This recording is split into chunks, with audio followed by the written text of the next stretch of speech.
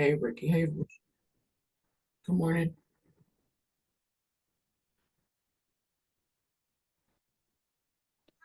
Good morning, Keisha. Can you put the agenda for me in the chat box, please? Uh, do I have the agenda? Hold on. I'm not feeling good this morning. Uh, See if I can find it. Look, I had it with me. I thought my daughter had a doctor's appointment. I left Okay. my agenda in my living room. Got all the way to her appointment. And how about her appointment is next Monday? I'm a whole week ahead of myself. So now I don't have anything to start the meeting. So if you can Okay. find it, that would be great. Okay. Keisha, I got it. Okay, thank you. You're welcome. Feel better.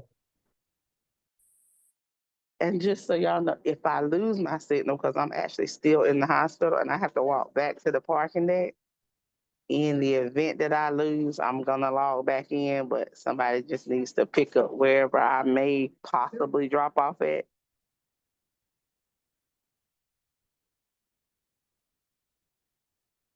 Ricky, could you do that if that happens? Or Colin, doesn't matter. Thanks.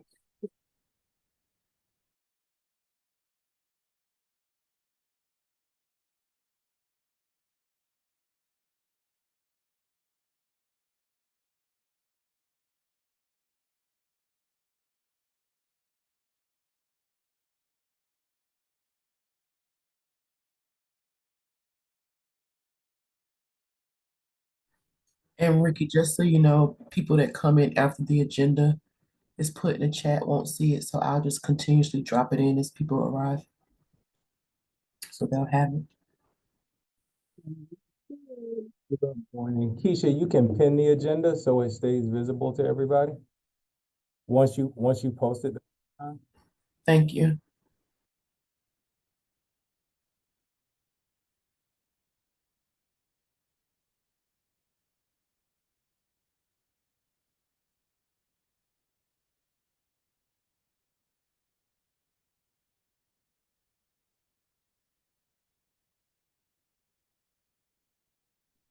Everybody, good morning.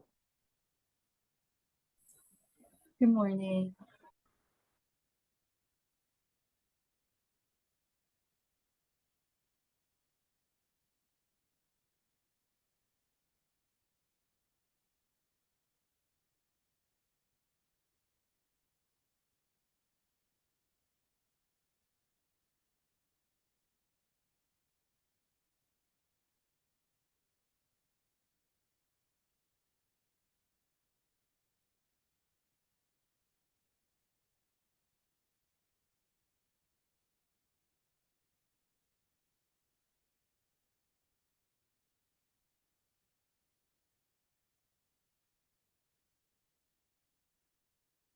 Are we at quorum?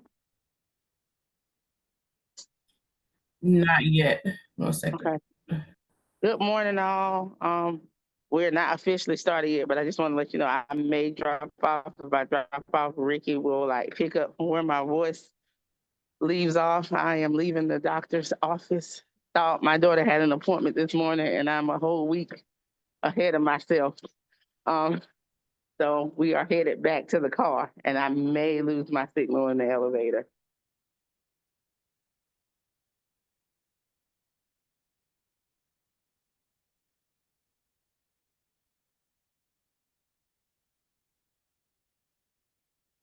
We're at quorum now.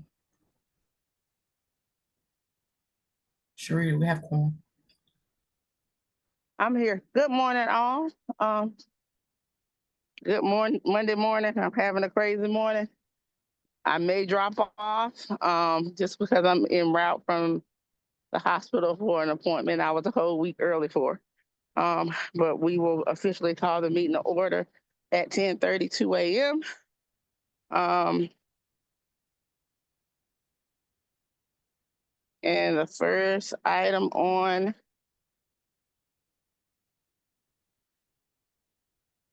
our agenda is approval of the minutes. And I know we got October, September, and August minutes in an email. Is that correct, Keisha? That's correct. And did November's minutes get in this morning or no? No, I haven't completed those. Yes, Okay. no. On Friday afternoon, I sent out all the outstanding minutes, June, August, September, October, and November. So please thumbs up if you got it. Because I replied to all from a message that went out with the agenda. Everybody got it. So I just want to make sure folks got it. Okay, and maybe I missed that. So I know for certain we need to do August, September, October. if folks have read November, I can't say that I have. I don't think I have. We can defer for November if we need to, but if enough folks have read them and we can carry the motion, we can go ahead and get November out the way as well. So at this time, we need to approve our minutes.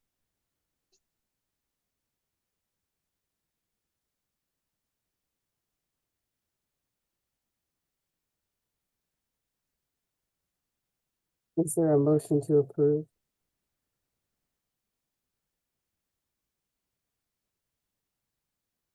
What was that? Is there a motion to approve the September, October, and November minutes? Do I We're have a looking at- second? We were looking at August. Are we approving all of them together? Or are we gonna go month by month?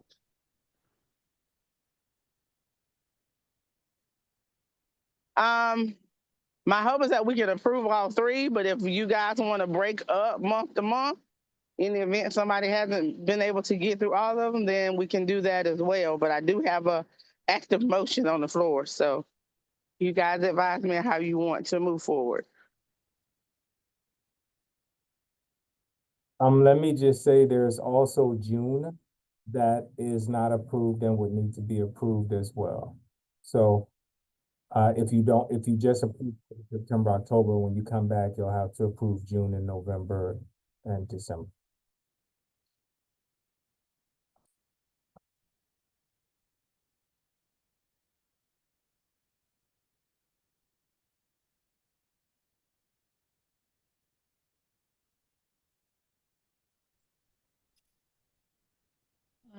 If we need a motion, I move to approve June, August, September, October, and November minutes.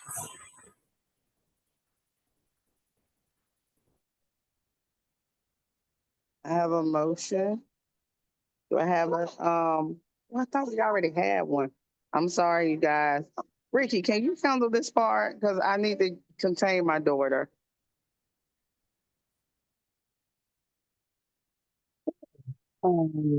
Samantha, motion that we approve the June, September, October, and November policy and planning meeting minutes. Do we have a second? And August. Oh, and August. Thank you. Keep forgetting that month. Second, Who seconded?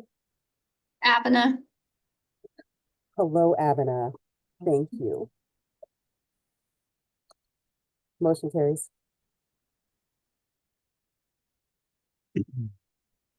You typically write yes in the chat, so if you haven't, please affirm your approval of the minutes in the chat with a yes.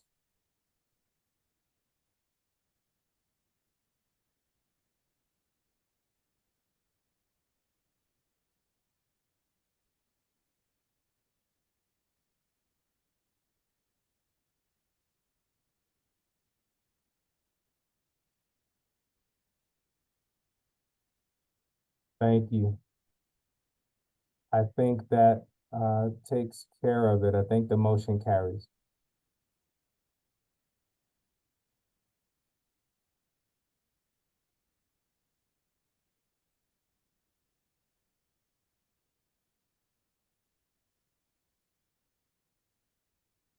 So Ricky, we're good to move to the next item. I'm in the elevator. I don't know if you guys can hear me. Can you? We can hear you. Can you continue? Yep, we can hear you. We'll go to the next item is the unsheltered numbers update. We did see an uptick, a significant uptick in unsheltered singles. We've got 54 unsheltered families that are reporting waiting for shelter beds and 89 unsheltered singles waiting for shelter beds. 20 families reporting they're at risk of homelessness in 14 days, 18 singles at risk of homelessness in 14 days. Put it in the chat there for you. So that's a huge number of folks with nowhere to go and cold weather. We saw 7 people exit from shelter and called back the next day.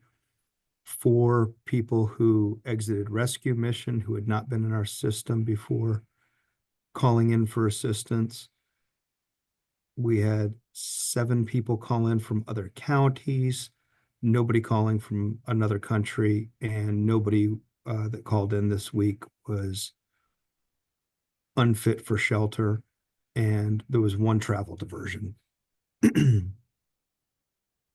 we moved 1 family into shelter, 1 female into shelter, and 12 males into shelter beds last week.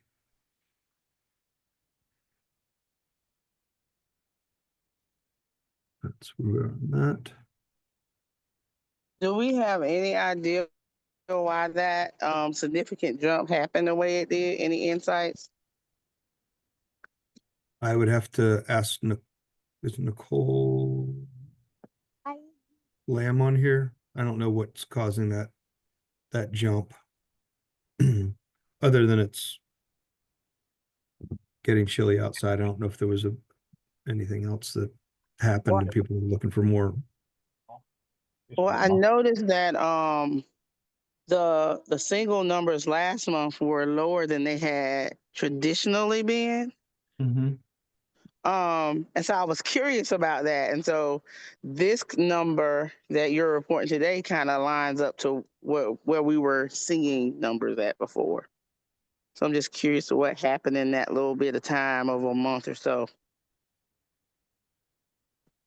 I think a lot of it's just, I think Jeff hit the nail on the head. It's been really warm. Last week we got really cold. And when it gets really cold, people start calling in when they historically have been, more comfortable, sort of in less than ideal locations. But when it starts getting cold, you start saying, okay, I'll start looking for some help. I'm always curious too if something's been emptied out, because I know, I can't remember if it was last year, I think it was last year, this Vivo group that came in and purchased several of the extended stay America properties kind of unloaded everybody in about 8 weeks. I mean, I think the prior owners did it before they took possession, to be clear. But we had a big spike last year, and then we later found out that it happened, I think at least 2, definitely 2, if not 3 properties. And so that more than accounted for the number that we went up.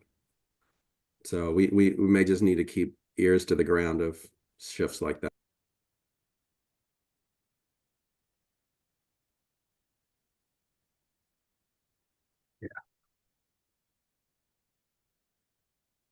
Ebony put in the chat, they've seen an increase in the school system with 11 families who are 11 families unsheltered in the school system, but 908 McKinney-Vento families. That's a huge number. Is that like a record number for you, Ebony? At this time of the year, absolutely. Okay. Mhm. Last year we had 1,200 students identified, but we mostly got most of those students after March. From March to June is when we normally hit 1,000, but to be at 908 in December, that's an extreme number for us. Mhm. And then will you see a big jump after Christmas? We will, especially after tax season, we see an increase. So maybe around March, Okay. our numbers will start to increase.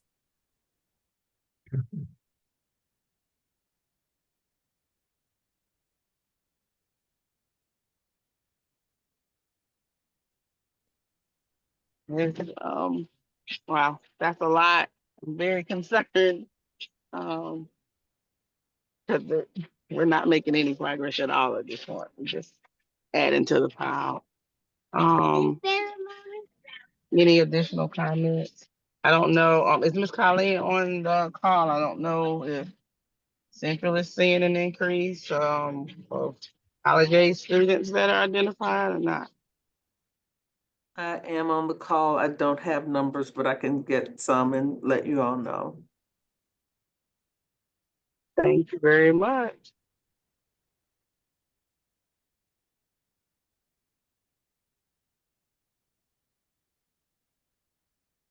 All right, do you want to move to the next agenda item, Sharita?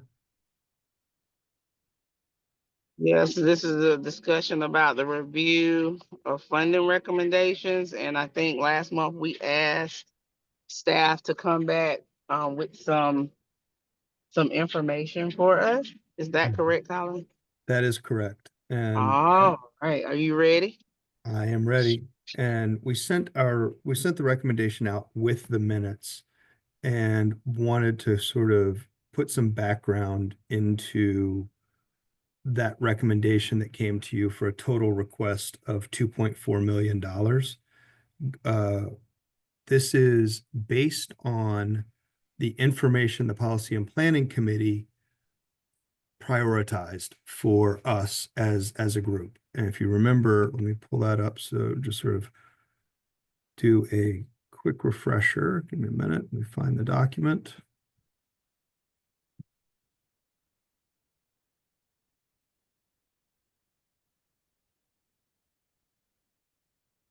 This is where we did that survey. Everybody weighed in, and we went and said we should probably prioritize, and let's come up with something that lines up with the priority 1 request. So if everybody can see this,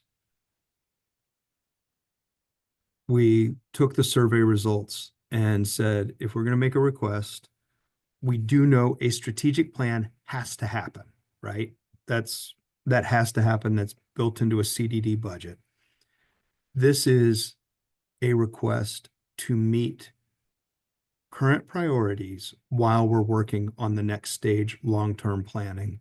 But based on what we heard from the Policy and Planning Committee, if you look at priority 1, 2, and 3 going across, diversion, street outreach capacity, maximize increase emergency shelter beds, and day center services were the 4 top number 1 priority categories. Those were the 4.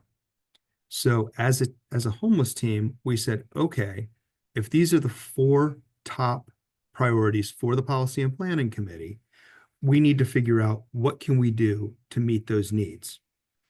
And as a team, when we were discussing this, we said, well, we could meet these needs.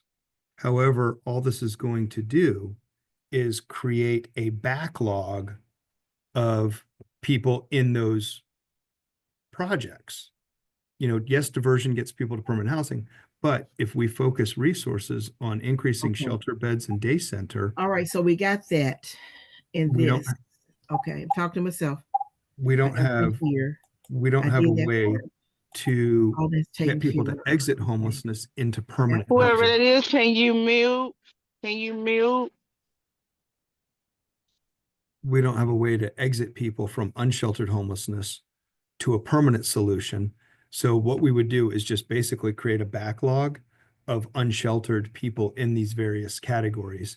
So that's where we said, okay, well, what would it take to move people out of homelessness into a permanent solution so that we don't end up just creating a backlog of more unsheltered people. That's why there's a secondary piece of flexible housing vouchers that could be used for permanent supportive housing. It could be used to meet any additional needs that are there. We go down here. So that was sort of the logic that we took as a team to come up with our recommendations. The final recommendation, I'll put it in the chat. Give me a minute to find it.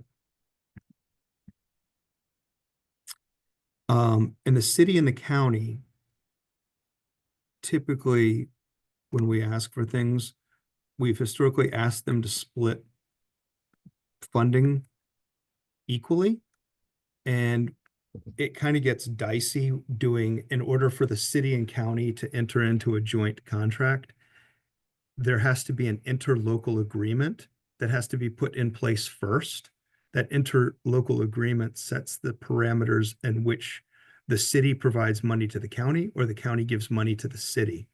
Once that interlocal is done, then we are able to sort of move forward with putting money out. So in an effort to get money out to meet the exigent needs that the Policy and Planning Committee did, suggested these were the highest priorities. We said, let's put certain dollar amounts going to the city and certain dollar amounts going to the county. And we would figure out how to get those dollars out to the community to meet the needs as expeditiously as possible, assuming city council and county commissioners both approve those requests. This $2.4 million does not supersede or replace any money that's currently in the system. So where we currently have unsheltered coordinating agency, that money is built into sort of an annual budget that's separate from this. Coordinated entry with diversion has a sort of flat funding that's been in there, and maybe this is a way of increasing that above what might be able to be done at a departmental budget level. Same with unsheltered coordinating agency street outreach. Emergency shelter, these are not replacing the CDBG contracts. This is bringing additional money, additional resources to meet the needs.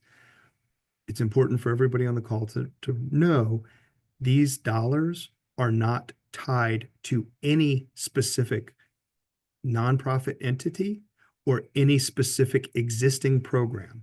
This is money meant to make a difference in our community through an RFP process, which would allow anybody in the continuum to apply for these funds, to propose ideas, to increase capacity, to make a difference in the community.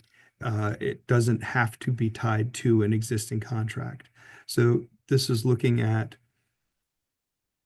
increasing funds, $200,000 that could go towards diversion funds. Does it have to be part of a coordinated entry with diversion contract? Not necessarily. But based on average cost per household, it would help an additional 233 households experiencing homelessness annually.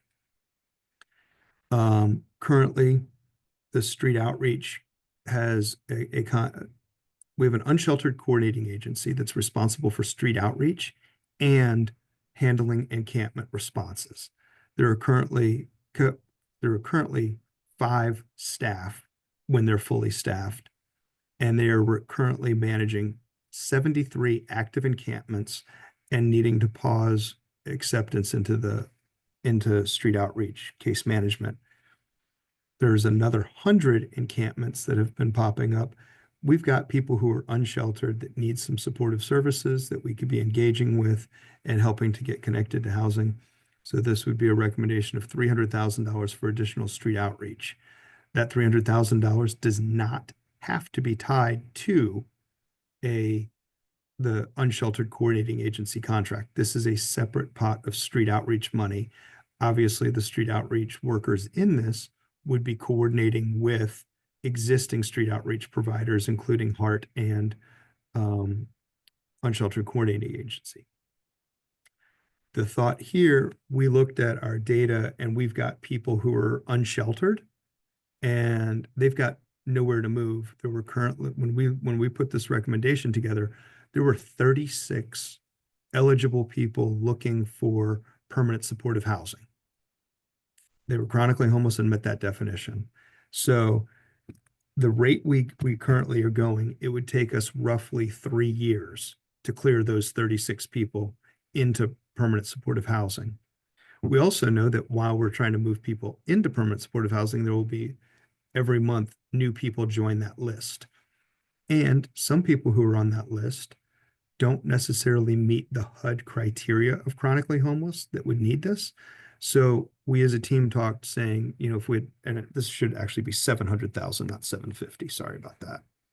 $700,000 would allow rental assistance, financial assistance, and supportive services for up to 35 households based on what we calculated on the average cost per household on a PSH. Does it mean that that $700,000 has to be used exactly like PSH? No. This is sort of saying this could be used to assist people who don't meet the chronic homelessness definition, but have significant challenges. It could be used to augment permanent supportive housing, to bring in, you know, expanding this to another population, or help to cover supportive services for people in those needs. that we have historically not been able to find resources to cover supportive services. If Medicaid pays all of the incidentals for mental health providers, home health aides, et cetera, et cetera, et cetera, that are needed, and cover all the expenses, great. Then we'll just use it for case management.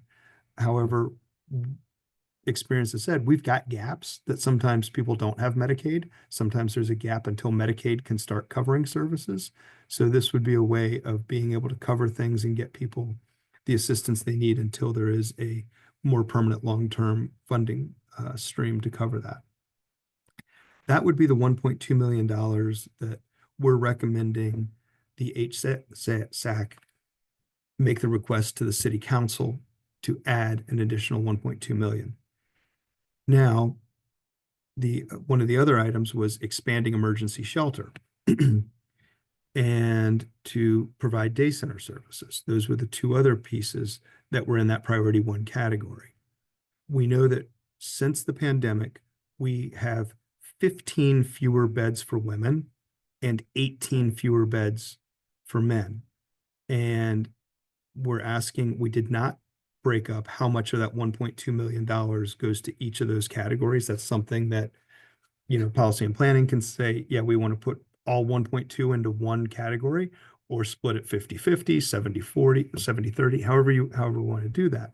But if we are going to expand emergency shelter, expanding emergency shelter does not necessarily mean it has to be in an existing emergency shelter. It could be done through pallet homes. It could be tents. It could be a parking lot. It could be any number of things. Sorry, I'm just reading from what I posted in the chat. I don't have a slide on this. Just sort of walking through the narrative that was on the agenda. Colin, could you re-put it in the chat? I don't see it. Oh, okay, sorry. Maybe it didn't. Sorry. There you go. Colin, and can you also kind of stress what expand capacity is? So that is not right. That is not expanding capacity to what we formerly were, but above and beyond, correct? Correct. The goal would be, if we're going to put money into this, anybody who applies for this would need to provide services to more than 15 women, more than 18 men. Otherwise, all we're doing is going back to pre-pandemic capacity, and we don't need pre-pandemic capacity. We need more than what we had pre-pandemic. So if this funding were to be awarded, the county would expect that anybody applying for these funds, anybody awarded these funds, would be serving a minimum of 16 women and a minimum of 19 men and a minimum of one family or two families or couples or however it's divided, because we need to get back to the pre-pandemic shelter beds. We need to get back to that and exceed it because our numbers are dictating we need that. Go ahead, Russ. Sorry, this will seem pedantic, but just to understand. So this does not assume, or does it assume, that UMD will restore its capacity to pre-pandemic? This doesn't assume anything. It's just saying that we need to get back to the pre-pandemic and exceed it. However we do that, if UMD is able to get back to their pre-pandemic numbers, great. Then this would still take us 16 above the pre-pandemic numbers and 19 men above the pre-pandemic numbers. This has nothing to do with what Urban Ministries capacity is or what they're able to do. When we were talking about as a team, sort of thought through, we need to get back to the pre-pandemic and exceed it. In an ideal world, there would be room at Urban Ministries to be able to get back to the pre-pandemic and then have this on top of, which would be fantastic, because that would be going from 30 female beds to 45 female beds or 46 female beds total, and going from 80 men to 99 men being served, which would make a significant impact in our unsheltered singles numbers. But I don't know. I'm not able to speak for what's possible or not. We're just trying to get back to what we had and then at least adding a few more. So if UMD doesn't restore capacity, then I'm still confused So- between so if- restoring and expanding, because I know you're saying that like it can be used for anything, but So I guess if UMD is not like, is the issue for restoring capacity UMD that like there's So I can money? tell you right now, there's not like a restore that's workable to the old number. So I would say that probably pre-pandemic we had a lot of issue, and it's more related around safety. So around egress, you can't really have beds that are like this close. You got to have egress for people, whether they're wheelchairs or other accessibility things related to that.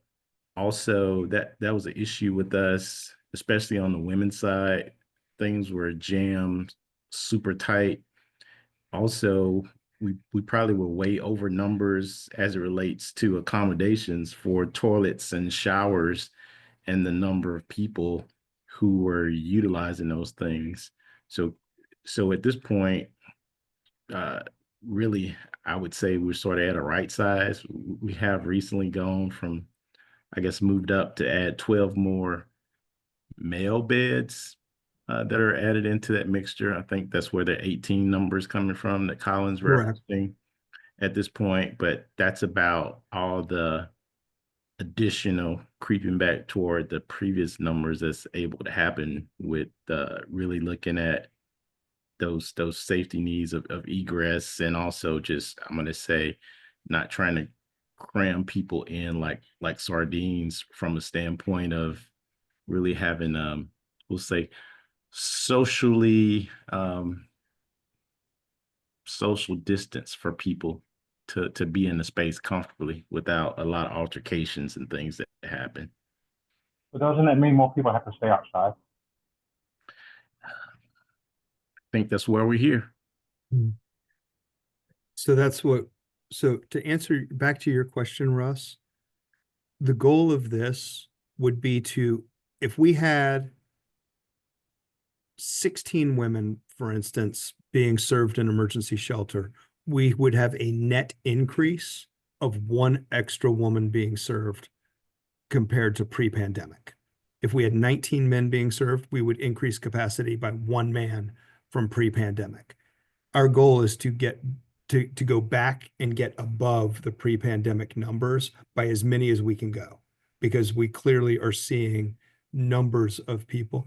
Our family beds, I think, have decreased by one family bedroom. So if we get 2 families served in this, we would increase our capacity by 1 family. So that's what we're trying to do, is go above, and hopefully we can go way above just 1 additional man, 1 additional woman, and 1 additional family with these funds, if they were to be allocated and awarded.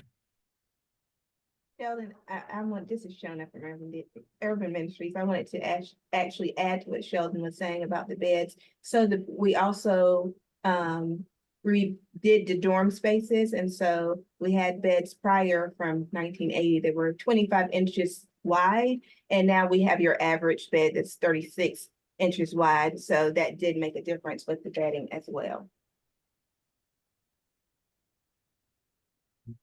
Thank you, Shauna. Let me go Drew and then Anise, based on when I saw hands come up. Yeah. Thanks for all this, Colin. This is super helpful. Can y'all hear me okay? Yeah, it sounds like you kind of have water in the background. Okay, hold on 1 second. Anise, you go ahead. Go ahead, Anise. Okay.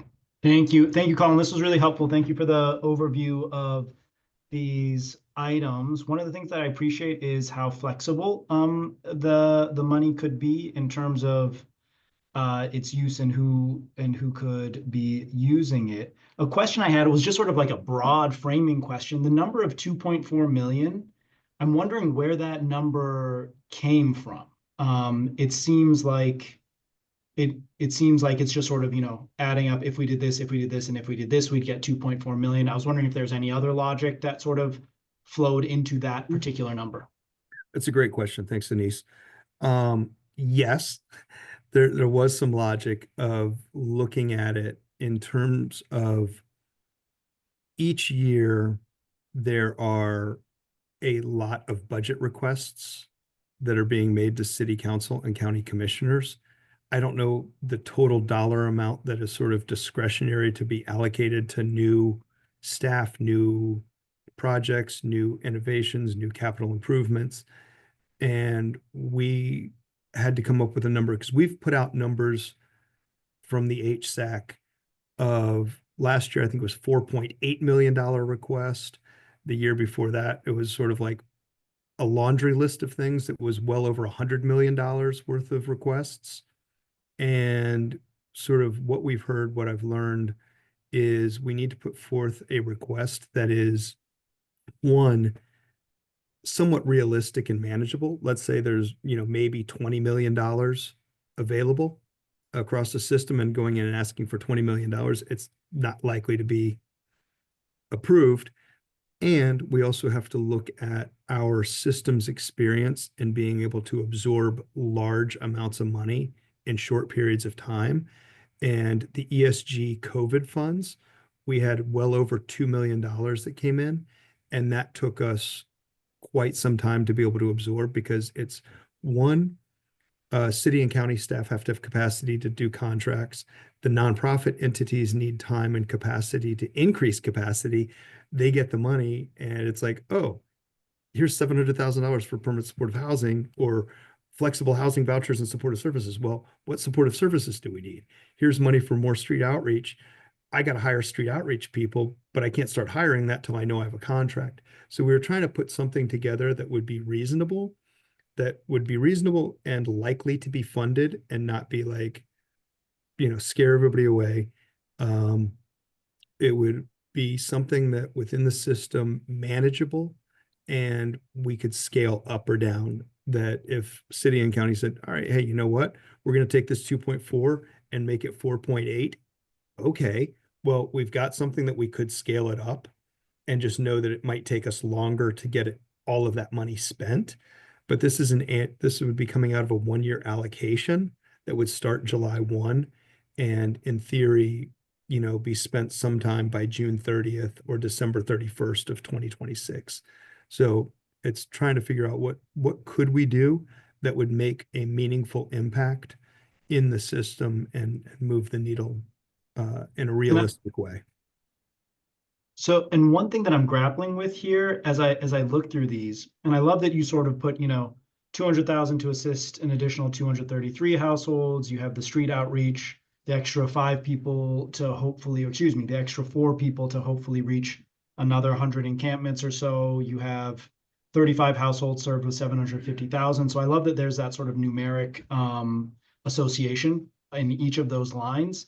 Part of me was reading this and was wondering, okay, well, what is that of the whole pie, right? If we wanted to have enough beds for everybody who's on the wait list at the high watermark, in terms of emergency shelter, what would that number be? And then where does this get us in relation to that number? Same thing with, because it might be that those 4 additional street outreach folks, if we're pausing at 73 right now, those 4 additional wouldn't be able to actually get to those other 100 encampments, right? And so part of me wonders, well, what's the high watermark here that would actually be a system that, if somebody needed housing or some kind of housing related support on day X, would actually be able to receive that on day X or day Y or whatever it is. What does that cost equal? And then what is sort of the general scale up plan to get there? At least in the context of this, I think that might be a helpful thing to see. Just a suggestion. Drew, sorry, Drew, I took your time there. You go ahead. Sure. If you give me 1 second, Anise, let me answer that, because I did a rough order of magnitude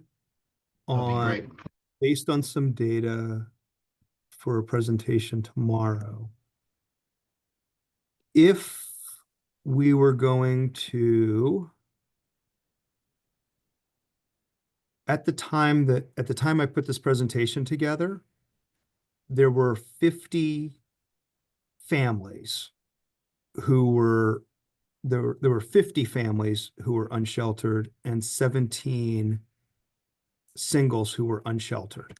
And if we needed and wanted to sort of do just emergency housing, and this was just sort of using a very rough order, we're not talking supportive services, we're not talking food, we're not talking anything else. If you just put them in a motel room, just sort of said, here you go, because we don't necessarily have a shelter built to serve, an additional 67 households.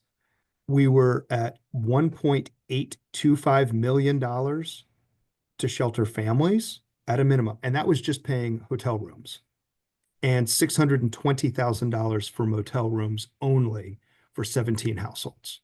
For how long? That For how would long? that would be taking care of that group for 12 months. That would be having those rooms available for that many households for 1 year. You're well over $2.4 million just paying for the hotel rooms.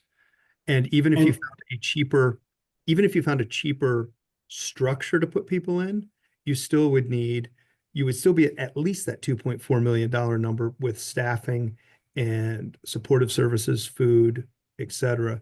This was just saying, bare bones, put people in a motel room, hope for the best, and having rooms available not 24/7, but 365 days a year for those 67 households. Yeah, and that number actually doesn't shock or surprise me, especially in the context of the city's overall budget. Part of me wonders if those kinds of numbers should be the fundamental starting points for these kinds of proposals, with options that are outlined for whoever's looking at this, whether it's the city manager or the city council person, saying, hey, if you did option A and you only funded at this level, this is what we could do, option B and option C. And then this is sort of a gradual scale up plan to actually get to that place. And if I'm correct, this is money that is being requested out of city funds and county funds directly, correct? Yes, it would be coming out of those, I don't know how to say it, like surplus funds that are sort of above what we have already budgeted for city staff. This would be, this is not general funds. Okay, so this is being requested out of carryover. I think this is being, can I jump in on two things here? One is I appreciate the looking at numbers piece, Denise, and I think part of where we are as a committee is that, and as an HSAC, is we're in a position of trying to have something that can go forward, knowing that we need fuller plans for all of this. I mean, everything you're saying makes absolute sense, but we're literally in a position where in past years, ideas have been thrown up or numbers have been thrown up, and this is the most detailed piece we've probably had in the last 2 or 3 years. That's good and bad. And so I think part of it is we're trying to make moves on things we know can be impactful and have them a little bit flexible, if that makes sense, so there can be some more design work while we look at a fuller, broader plan along the lines of what you're talking about. And it's going to take a lot of investment, and the housing task force is doing work on this. Other groups are doing work on this. And so, yeah. And the point of where the money comes from, whether it's general funds or carryover, or whether it's a set-aside fund, that actually matters a great deal for how this proposal gets funded, because through the budget general fund process, this would not get funded because it's not detailed enough. This is why I'm trying to ask these questions, so that we do get, a little bit more movement. If it's for carryover, that's a different thing, right? So those questions are actually relevant to whether this is successful or not. True.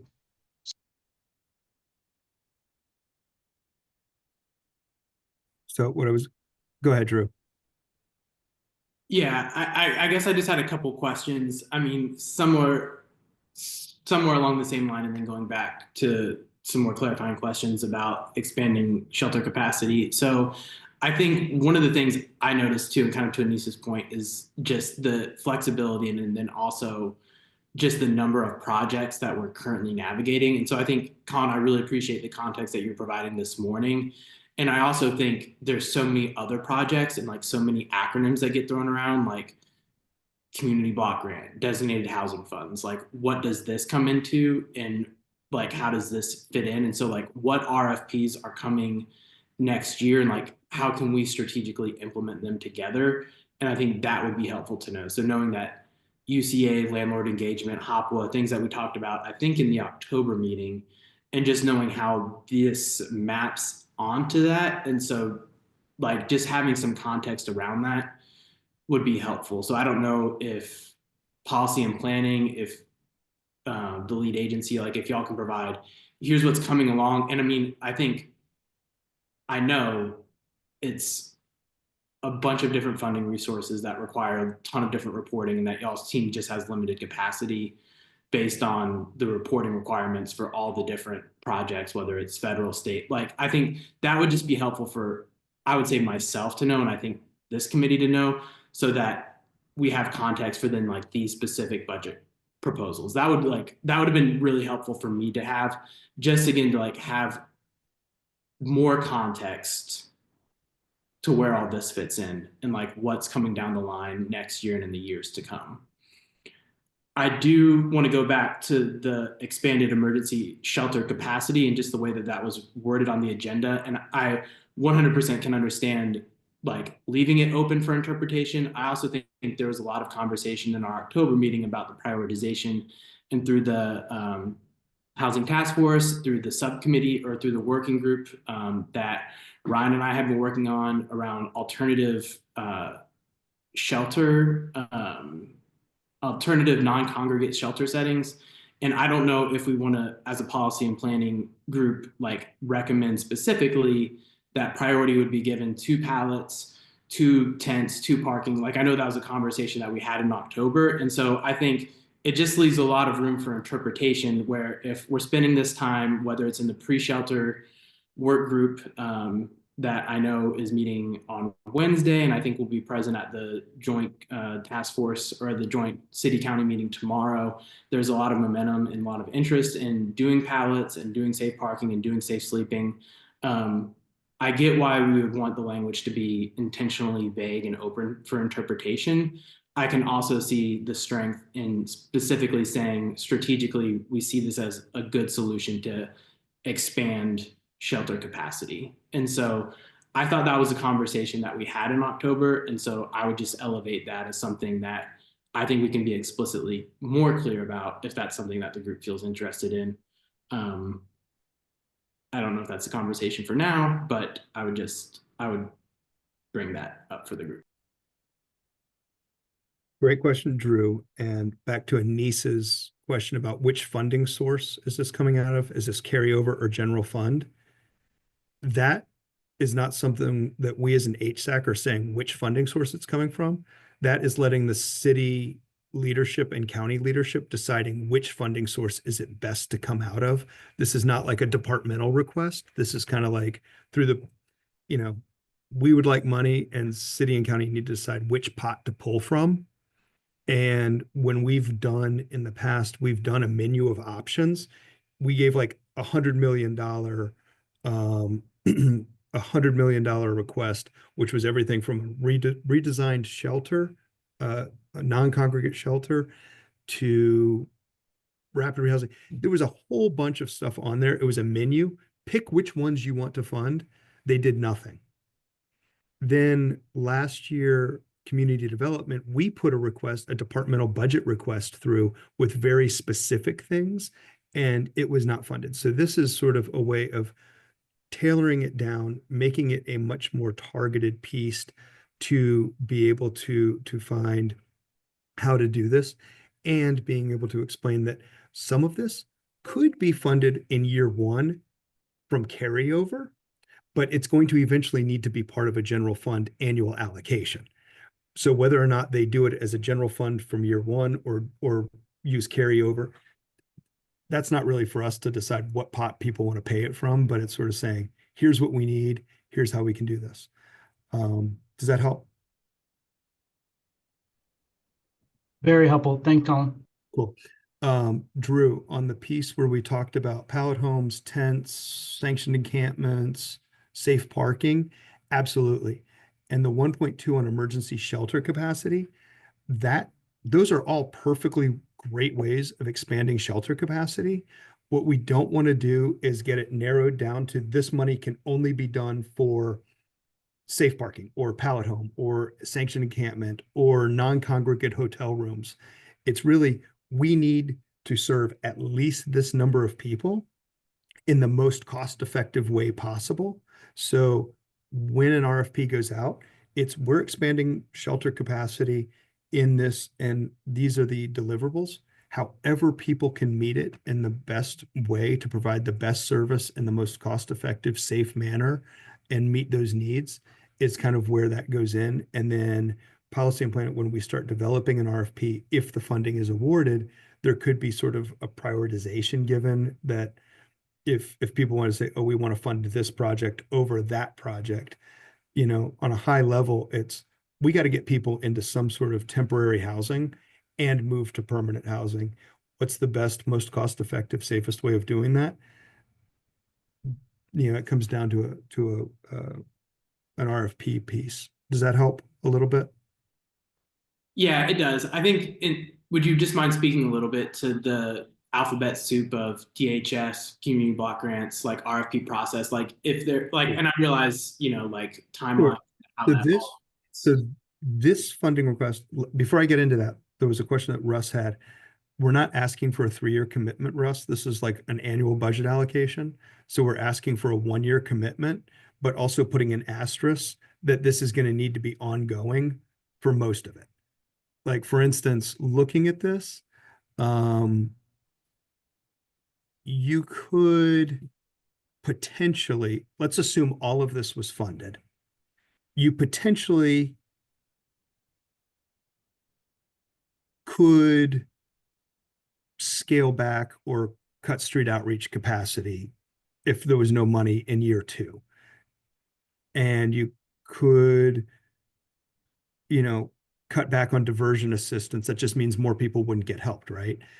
Where you would run into some problems where you would see some very negative, not that all of those wouldn't have negative implications, but if $700,000 were allocated for flexible rental assistance and supportive assistance, that's the place where if that funding doesn't continue, you're going to have people losing housing and exit and evictions and the other things that you don't want. So out of all of this, we want to put the asterisk, this is going to require an ongoing commitment because we don't want to just put people back out on the streets. We don't want to go backwards. And that's the messaging that we've got to go is, you know, if you can't fund it for ongoing years, the consequence is you're going to go back to exactly what we have right now of an under-resourced system.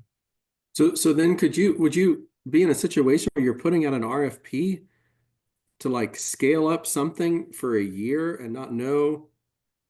I mean, I just don't know who's going to sign up to add staffing and build out like a pallet home village, which I very much support some of these alternative ideas, but the investment you're going to have to make is heavy on the head end, and you need a way to sustain it and make it worth anyone's while to kind of do it.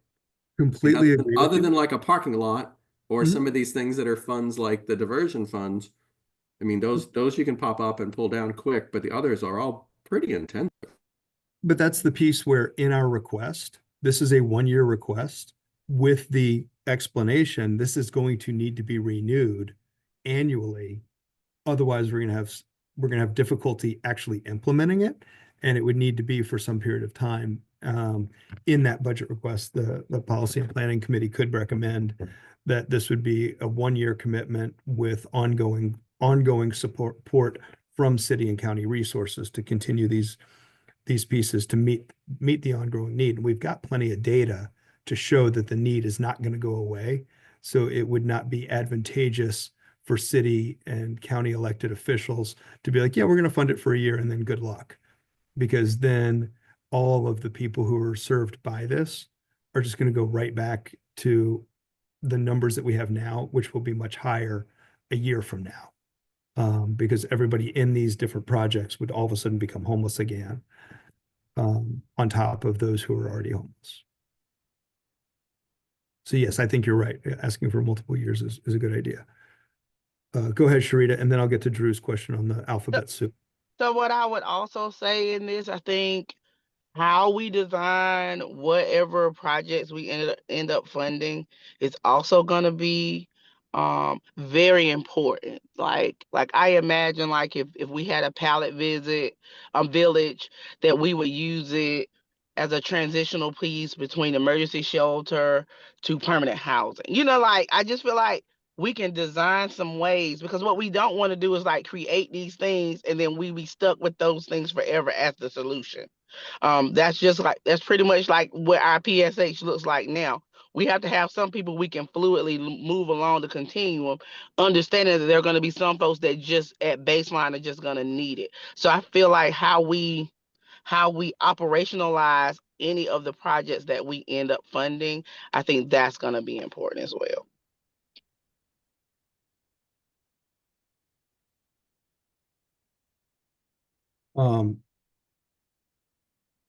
Go ahead, Sally, with your question. Drew, I'm not forgetting about you.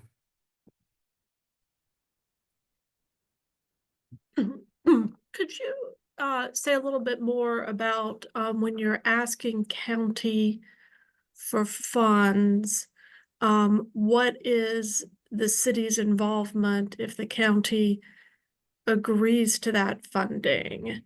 So I know the example I know from the past is around the COVID shelter, you know, the non-congregate shelter during the COVID pandemic, where the county was doing an RFP process and the city was doing an RFP process, and they were related, but two separate processes.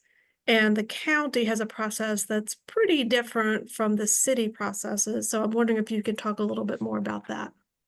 We haven't gotten that far in details, but I suspect Samantha and I, assuming city and county both fund these, Samantha at the county and I from the city, would work jointly to have these go out. And these, to your point, Sally, the city and county sort of did stuff with the COVID money, where the county paid for certain things and the city paid for something else.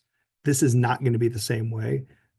Where you would sort of combine the two, like the county paid for motel rooms and the city paid for the services in the motel rooms. These are two totally separate balls of wax that the city would be paying and doing an RFP specifically for the items in that. The county would be providing service of money for expanded shelter capacity, which would include the shelter, the supportive services, the food, the security, all of that, and the money to do day service shelter as well. It wouldn't be kind of that you've got to apply to the city for this piece and the county for that piece. It would be two separate pieces, and we would work together to make sure that we've got things kind of going out either at the same time or not on top of each other, so that people who want to apply to both could do both and not have two deadlines at the same time, perhaps. So we would do a lot of coordinating. I guess I'm just wondering whether, because the when the city issues an RFP, there's a fairly transparent process and understanding of how those responses are sort of evaluated. It's very different at the county. And so I guess I'm wondering, would HSAC want to make a request that the county, and this is getting into the weeds, but it sort of gets to how you make the, who you're making the ask to for what, for which of the needs. I don't know if that makes sense.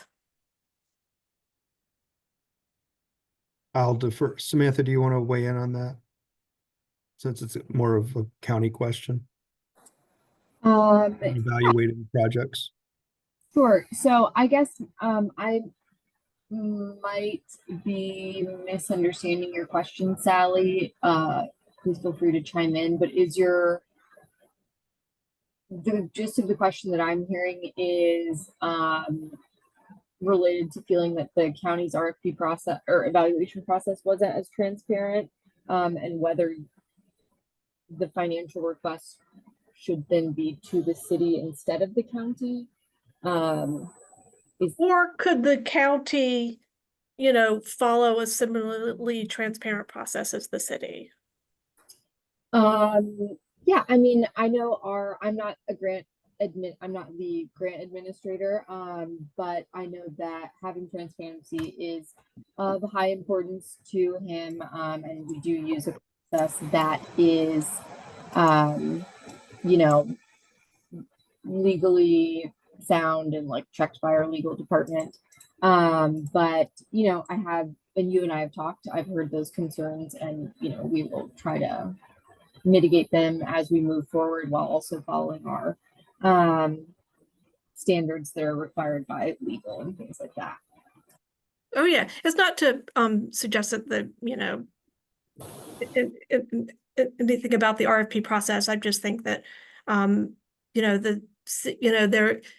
is a process that goes through HSAC, and so I just think in terms of thinking about which projects are funded by the city versus the county, it's important to understand that.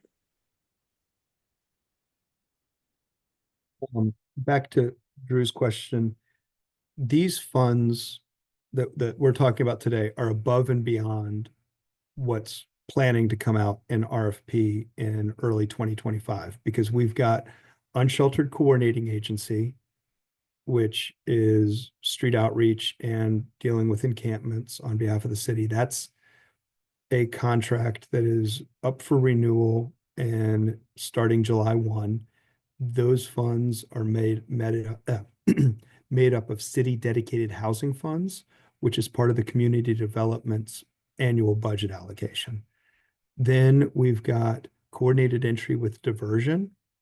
That contract is made up of dedicated housing funds, part of the community development annual budget. We've got White Flag is another contract that will be part of an RFP process in the next year, which will, assuming we want to do White Flag in future years, that those funds would be part of an RFP as well. And at some point next year, landlord engagement, if the community feels we still need to do landlord engagement, that would be all of those four are made up of dedicated housing funds, which are part of the community development's annual budget allocation. So we would have to figure out if if the community and data shows we no longer need landlord engagement, no longer need White Flag, then those monies can be reallocated to other projects.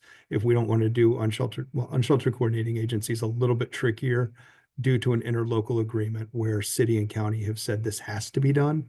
But those are the only two projects that could easily be redone.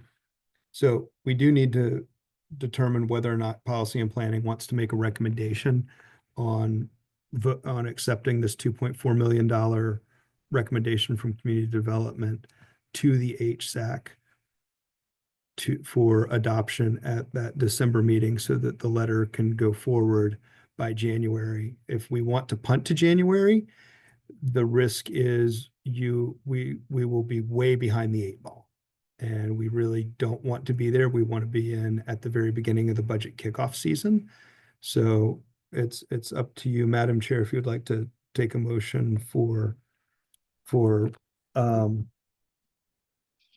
this, or changing it for a different dollar amount or something else. But the policy and planning needs to make a recommendation or let us know which way you would like to go so that we can prepare for HSAC meeting. Okay. So we've had a very robust conversation about this, and I really want us to get our ask right. Does the body feel that we're ready to move forward on the request that our community development has offered us today? Or is there any interest in making some amendments to that request? Or do we need to move further discussion out another month? The floor is open to entertain what we feel we need to do. I know Drew is. Things that I do feel like I would like to bring up. Specifically, I would, in the request to the county section, I would specifically like to see more recommendations around the split between emergency shelter to day center services, whether that's, I know ESG, it's like within this minimum maximum range. I think that might be helpful. I think the parameters that we put in the request to the city are really helpful. And I do think that some language in expanded emergency shelter capacity that explicitly says this could be expanding existing shelter beds, or examples like pallet homes, tents, safe parking, safe sleeping, just so we're explicitly clear for folks who might be reading this proposal beyond us. I think having that language would be helpful as well. So those are two things I would elevate. Also, given the importance of this conversation, I would be fine meeting again between our regular meeting dates, just given how important that is. I realize that we're all busy with the holidays and that there's a lot going on, but I think this conversation is very important. So I would just put that out there as well. Paula, when is our HSAC meeting? The 18th, I think. 18th. So that's next week. So if we wanted to have another work session on this, I'm not necessarily opposed to it. The time would be kind of tricky, but if we want to not be behind on our ask, we would have to do it before the HSAC meeting so that we would have something ready for HSAC. Is that realistic for us as a body? That means you would need to meet this week because we need to send this out no later. I mean, we would be late sending this out to the HSAC on Monday for a Wednesday meeting. Because HSAC's going to want to know kind of what's coming their way as well. So that means a second meeting has to be done this week. And a decision has to be made this week. Or we can just punt it and just say we can't do it and we can wait another year, or try and hope we can squeeze in at the last minute again. And that has not worked out well in the past.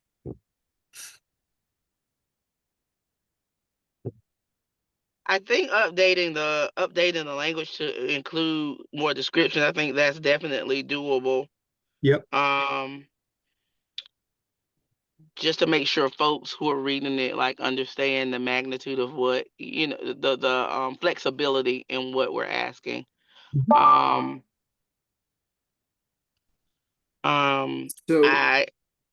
I don't know about, I don't know if people can give another 30 minutes or to an hour for a discussion again this week. If folks are in favor of that and feel like we need to do that, then please speak up. A question and then probably a follow-up. I know there's an invitation to the joint city county committee tomorrow. Is this going in some form to them, like in a preliminary, like, hey, here's what we're thinking, or how are we utilizing that opportunity tomorrow? It is. This is part of that presentation tomorrow. Okay. With a caveat asterisk saying this is a proposed request from the HSAC. This is not the final amount, but it's to put it on the radar that a request is coming to the city and a request is coming to the county for $2.4 million in these types of buckets. The final recommendation may change a little bit, but wanted to sort of put it out there that they know a request is coming tomorrow, so that, you know, they've got it in the back of their mind. And then when they get a letter in January, it's not the first time they're hearing of it. And there's a lot of data in that presentation tomorrow showing how much money the city is putting into the homeless system, which is, you know, combined city, COC, and state ESG money. The county is sharing how much money they're currently putting in the system, and we're showing where the gaps are. So putting this much money in is truly needed. So we're sort of doing a variety of things in this thing of showing what the challenges are, what the gaps are, and using this as a possible solution to help close some of that gap. I think then my follow-up is just, on the county request, I would feel more comfortable if it made it clear we are looking at alternative emergency shelter options, sheltering. I almost would use that phrase, alternative emergency sheltering options. I mean, I don't know if right now, kind of to Drew's point, that we can get clarity on how that's divided out. I mean, some of the prelims, I think some of the alternatives are running in the 900 range a year, depending on how that was built out. So, I mean, if there's some way to construct it so that it's very clear, we're talking about alternative options. I think as people are going to continue to have this question about the UMD capacity, and I think that was a great explanation today, but I don't know a lot of people understand that. So I think we have some messaging to do around that, but something on the alternative side, and that there's more work to do to figure out what the right mix is on that county part.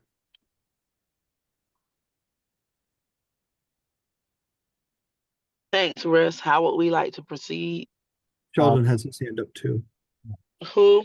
Sheldon. Oh, Yeah. go ahead, Sheldon. Okay, so I was just gonna say, I too, I think I agree with the things that Drew brought up. I think it does help to provide more clarity, and especially as Russ was just saying about the breakdown between the shelter, piece and day services would be very helpful, because you definitely would see, I think, the bulk of resources that would go toward those alternative options for the shelter. So I could see that being very helpful. But I think the fact that there's flexibility trying to be built in to this proposal and request, and we've already got the prioritized options here, I don't know, or I guess my question would be, what else would need to be met about at this point?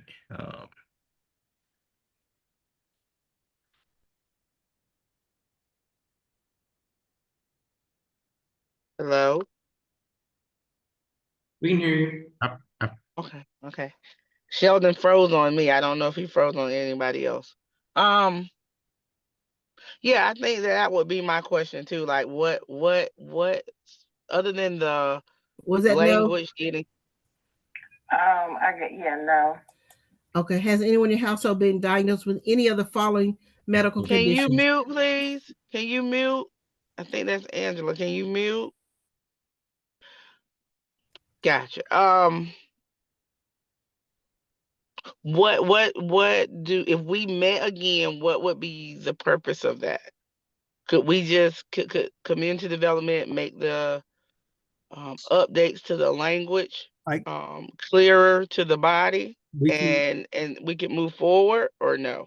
We can definitely update the language in there to include, alternative emergency shelter. I think Drew asked for kind of a breakdown of that 1.2 million. How much of it should be towards emergency shelter? How much of it should be day center? And, emergency shelter, you're probably close to $1 million to serve, by the time you factor the shelter expense, the food expense, the security expense, the case management expense, all of those things, you're probably going to be close to $1 million on that. So we could put something in there up to $1 million for emergency shelter and up to $200,000 for day center services. Or an alternative would be saying $1.2 million to provide both of these.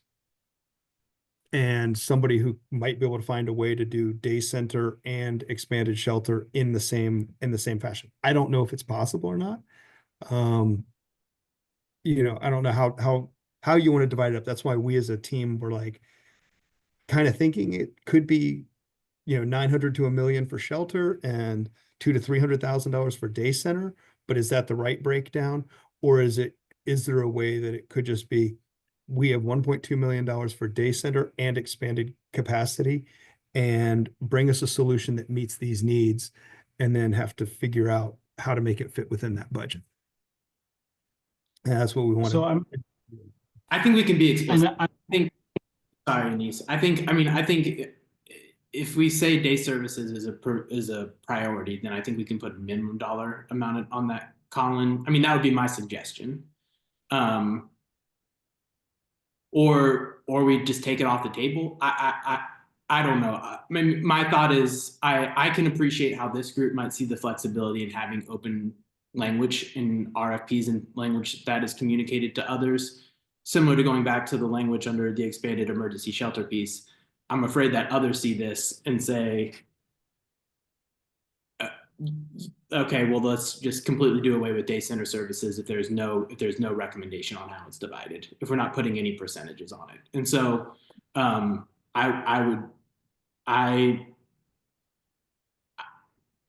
defer to the group. I'm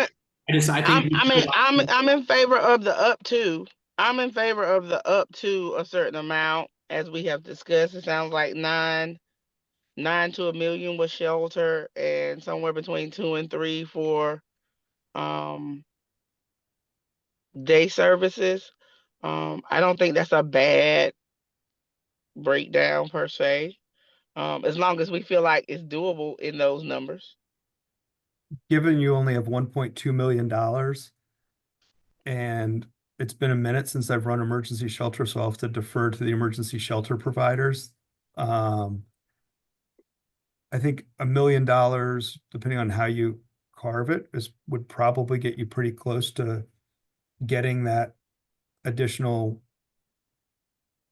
40 people served in some form or fashion. I don't know that you could do it for 700,000 or 800,000. And then day center services, depending on what you were trying to do, a lot of that, you know, if you had space, a lot of that staffing, and, you know, I don't know if there's rents or other things in that, but a day center to do some form or fashion of something. That's just me back of the envelope numbers. So I want to caveat this by saying I'm obviously not a voting member of this group, but I would be happy to meet intensively at any time this week on this proposal, because some things that you'd want to talk about in relation to this are, what are your measures of success? What's your timeline, and who's going to be responsible for the different portions of this? None of those things are in this proposal right now. And I imagine, unless it's community development that's going to write that on its own, I imagine those would key parts of a budget request. All of that would come later, Anise. It comes later in the process. All of that would come. I understand that all of that would come later, but if you're making a budget request in January of 2.4 or 1.2 million to the city, and it's HSAC approved, it's going to need a timeline, especially if it's coming out of carryover funds, which then roll into, the idea is to roll into general funds. You're going to want a stronger timeline here and a stronger set of milestones and deliverables to make that more appealing in a year where everybody is asking for funding because nobody received funding last year because of comp in class. That's all I'm noting. It's better to get ahead of that game rather than behind it, like you said earlier.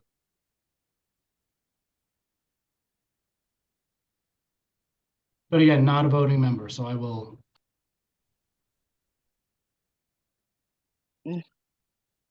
All right, voting members, I need to hear from you. How should we proceed? We have, and time is not a factor because we need to add another meeting. If you guys feel like we need to, we can. But we do have 13 minutes left on this meeting time, and we still have items on the agenda. How would we like to proceed?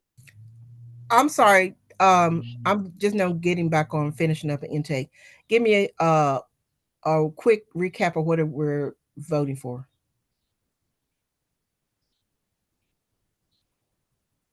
At this time, go ahead, Colin. Go ahead, Colin.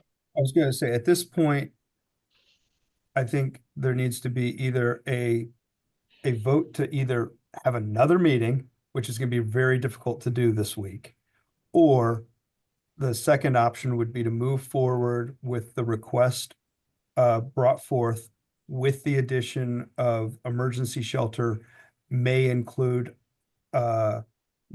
things like safe parking, pallet homes, sanctioned encampment as temporary housing structures, and taking that $1.2 million and either splitting it 9 and 3 or 1 and 2.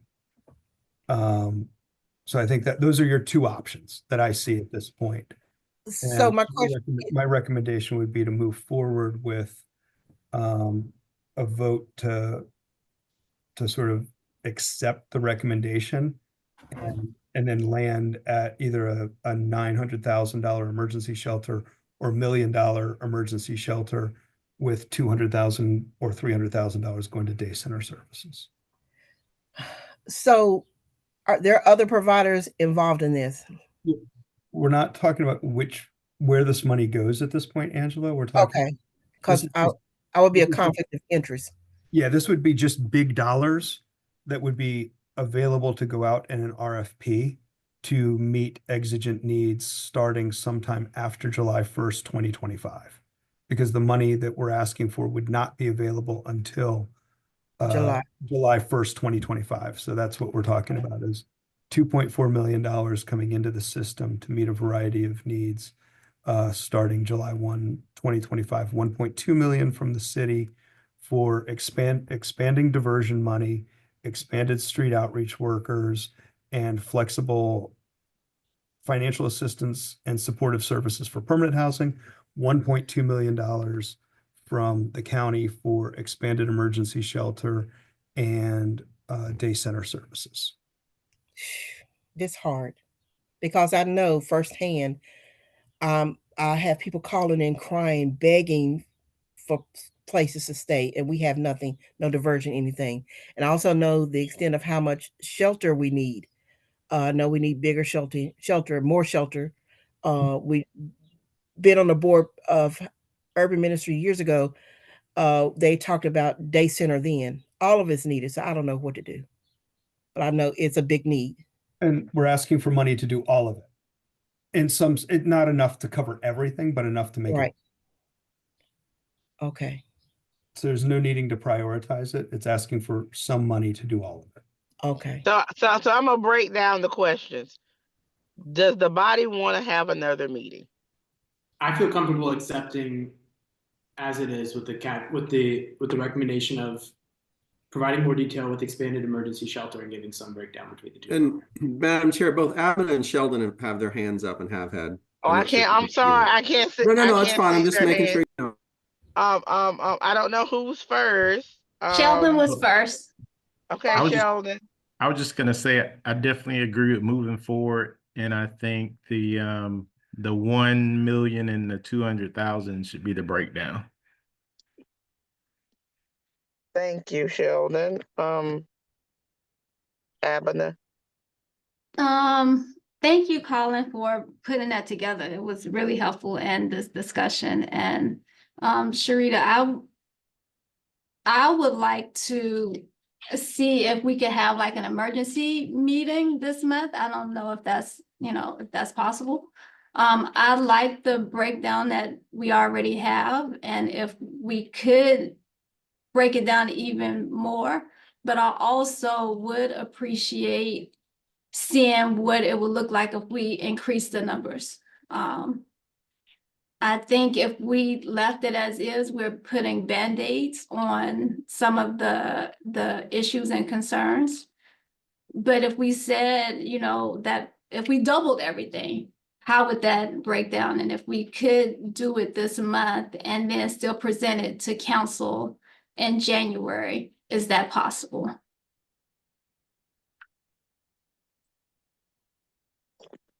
Okay. Colin. To Abner's point, we could put language in the letter to city county, to the elected officials, stating this money will, because in the letter, the data will show how many people this will help. It will still show there is still a substantial gap and more money is needed. And should the city county elected officials want to contribute more, there would be a way of articulating that in the letter, that this is not going to solve all of the problems. This is just going to, as Abner said, put a Band-Aid on what we have. I would be a little bit leery, just given our history, of going in and asking for 4 point, doubling it or tripling it or quadrupling it. We know we need 10 times what we're asking. Just because it was almost ludicrous, and it's easier for, I think, folks to be able to go up and see that there's still a gap than it is to put in a $10 million request. And here we got $10 million and we're going to have to put $10 million in this year and ensure that continues going forward. Starting where we are, just based on what I've learned over the last few years, going with this request seems manageable, reasonable, and isn't gonna necessarily scare everybody away. And historically, what I've been hearing is if there's $20 million available, there's usually $50 million of requests for that 20. So we need to kind of be, where's that sweet spot of being able to say, hey, this is a reasonable request, and it's really going to make an impact in this system and leave money for some of the other priorities that elected officials have. And I am certain that at the end of somewhere in this letter, increasing our affordable housing base is going to be a part of that letter as well. Is that correct or not? Well, I think this letter is specifically asking for these particular things. I think if we're asking for additional affordable housing, that would need to be a separate letter. And that's sort of part of a longer term strategy. And that strategic. I understand, but at the same time, like I don't know. I don't think homelessness and affordable housing are two separate entities. I always think that they're very interconnected. And we are very much so behind in our community on affordable housing. So I would just hope that some language would be there, because pallet homes and things like that, I would not like to see that be a permanent solution for us. I would like for that to be a temporary solution headed to another place, just like, a lot of the things that I imagine will be presented as RFP solutions, right, for these things that we're asking. And so I would just hope that there would be some mention that at the end of the day, this is affordable and a lack of affordable housing issue. Even if it's not making a direct request, I would just assume that there would be some language there that suggests that. Yes, that's sort of one of the reasons for asking for the flexible housing subsidies, is to help make housing more affordable, as there aren't enough housing vouchers, there aren't enough public housing units, and there aren't enough and people experiencing homelessness, many of them are substantially below 30% AMI. So even a 30% AMI tax credit is not affordable without a voucher. So yes, that language would be in there. I'm sorry, Sharita. I thought you were saying that we'd be asking for, $1 million for affordable housing. No. I'm just saying I'm hoping that language will be communicated, because that determines how long the Band-Aid has to stay on, or if it comes off and we have to patch it back up and put it back on. If we have places to move folks, then the hope is that if we invest in the right direction, in the right way, with the right policies in place on how we execute all of these different solutions that will be on the table, that we will get to a point where we're getting more people into permanent housing. Yep. Madam Chair, I know that we're close to time. We did invite a couple of other agenda items, invite Shantae, for example, on pit count. Right. And other things. So I don't know if we want to try to knock some of those out if we have the time, and then come back to wrap this up, just to make sure we don't lose the ability of those we've invited to make other reports, to not be able to do those. I agree. Do you want to do a vote, or do you want to move on? And we need to. I don't know. We're ready for a vote, because I've asked multiple times if we're ready to make some kind of decision on something. Like, we've had several suggestions. Are we, I don't know, we're ready for a vote, but I do want to be mindful. We do need to hear about White Flag, and we do need to hear about the pit count update, if there's anything, because that's next month. Well, I'll make a motion and then we'll see if it gets voted down. That'll answer the question you're asking. So I would make a motion that we move this forward with an edit on the county request that the emergency shelter capacity would not exceed 1 million and that the day center and supportive services would not exceed 300,000. Like whatever the mix is fine, but putting in blocks on all of those,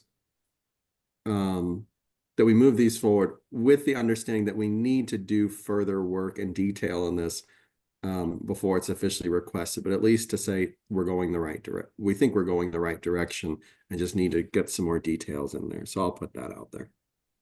I have a motion. Do I have a second? Second. I'll second that. Who was the second? It was Drew Drew and and, yeah. Drew and Abena both seconded. Okay. Sort of. All those in favor, put yes in the chat box. Who are voting members? Noes and abstentions have the same right. I have one question. Uh-huh. As far as the diversion part, I didn't hear him say anything about that part. Where's the money for that? That's part of the city request, which is part of the motion. The What, city details are broken out specifically. what with- Russ just said. Yes. Okay, all right. It's item number 1, Angela. All right, thank you. Yep. Looks like our motion carried. Oh, maybe not one. So it looks like the recommendation coming out of policy and planning to the HSAC would be to move forward with a $2.4 million request. 1.2 from the city to do expand diversion, expand street outreach, and flexible housing dollars and supportive services. $1.2 million from the county. No more than $1 million to be allocated to emergency shelter, no more than $200,000 to be allocated to day center. The emergency shelter $1 million may be spent in non-traditional shelter capacity, such as the pallet homes, sanctioned encampments, safe parking, etc. So does that sound like the recommendation that's coming out of policy and planning to go to HSAC for adoption on the 18th? Russ, did you say 3,000 or 2,000 as a max for supportive services? 300,000. 300,000, Colin. 1 million max for shelter, 300,000 max for the other. That the math doesn't work. That's well, 1 point. It will if you don't go up to 1 million on the other. Right. So. Yeah, your total's 1 point. It's just like state does with ESG, like those breaks and rapid rehousing. Right. Yeah, that's all I'm doing.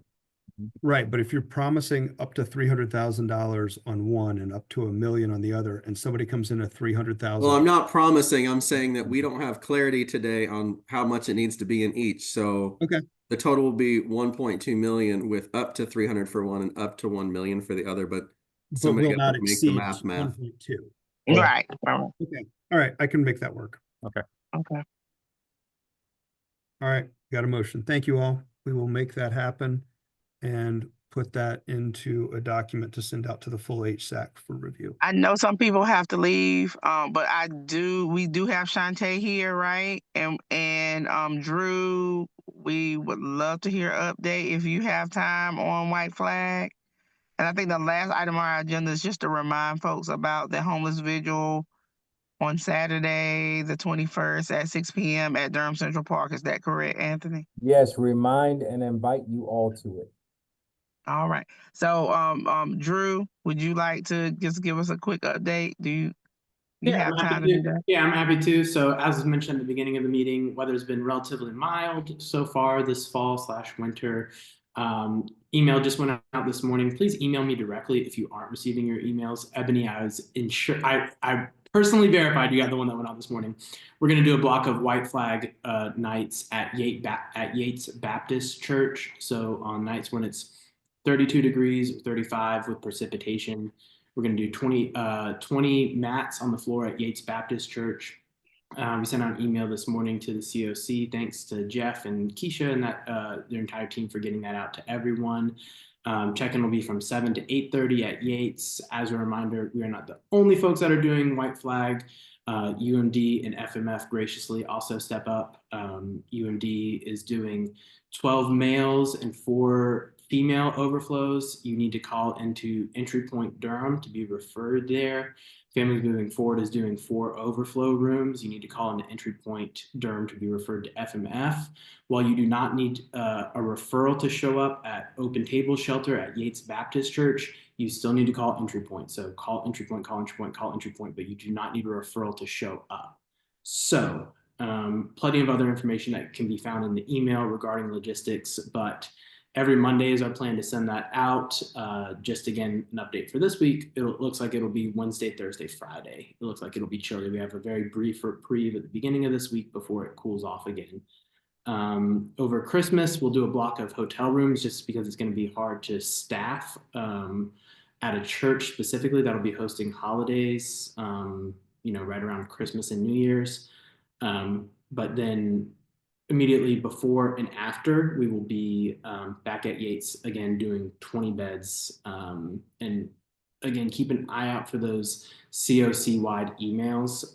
That'll be primarily our form of communication. Nicole and her team at Entry Point Durham will have all the information as well. So calling Entry Point will always get you the information that you need to know about White Flag, when it's going on, where you can access those nights. Happy to share anything else. Drew, just some clarity real quick. The upcoming White Flag this week, did you say 28 beds or 20 beds? 20 beds. Okay, perfect. Thank you. Mm-hmm. Any additional questions for Drew? Shantae, are you here? Or somebody from Housing for New Hope for a PIT update? You Good have the afternoon, floor, ma'am. everybody.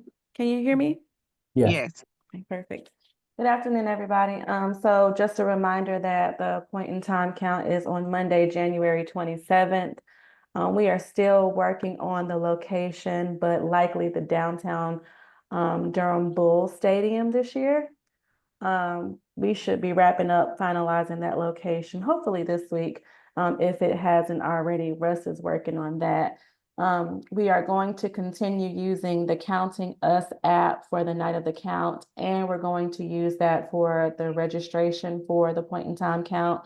The registration will likely begin this week. H&H staff, we're going to be doing a review training of the registration portal before we release it to the public, and we'll be doing that tomorrow afternoon.